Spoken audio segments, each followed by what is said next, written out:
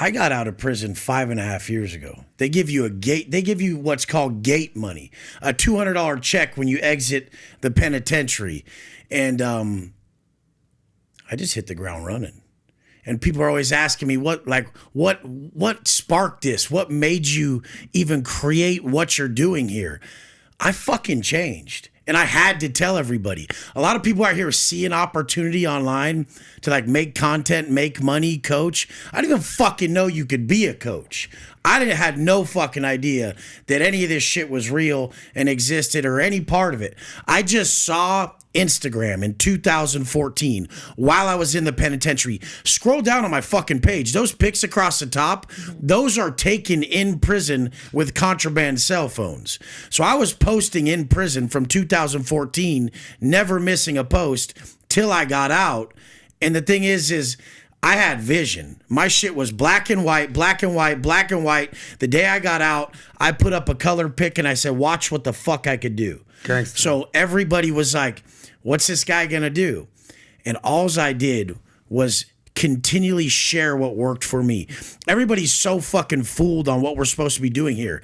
I wrote down on my prison rack it was about in 2015, I wrote down this quote. It was about 4 o'clock in the morning at count time because I would get up at 2:45 every morning. I have for 16 years.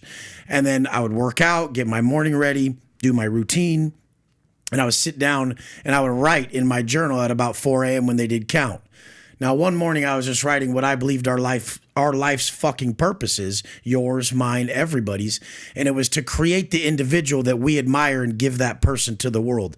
Little did I know over time it would turn into my life's journey, my business, the model at which I teach people to build their businesses around, and what life's all about. So, I mean, I healed myself and I teach others to do the same. I'm dumbfounded out here that people don't realize that's what they're supposed to be doing as parents, teachers, leaders, people who guide others, and fucking humans.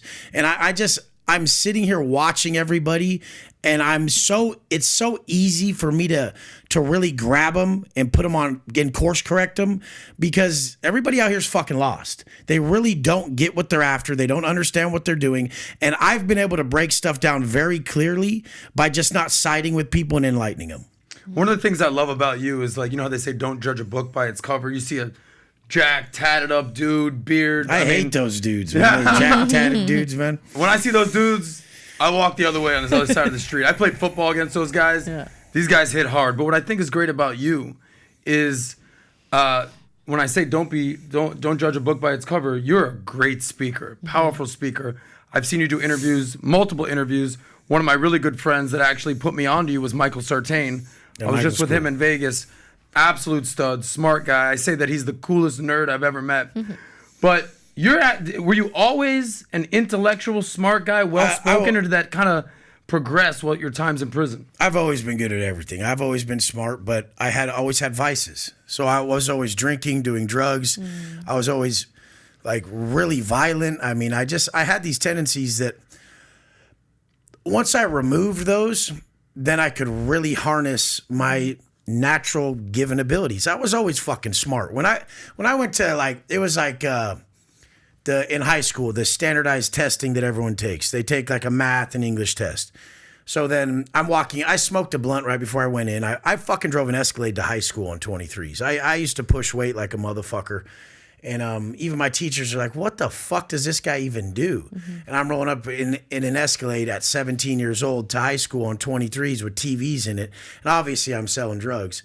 But I walk into school after taking the standardized testing. This was in 9th grade when I took it.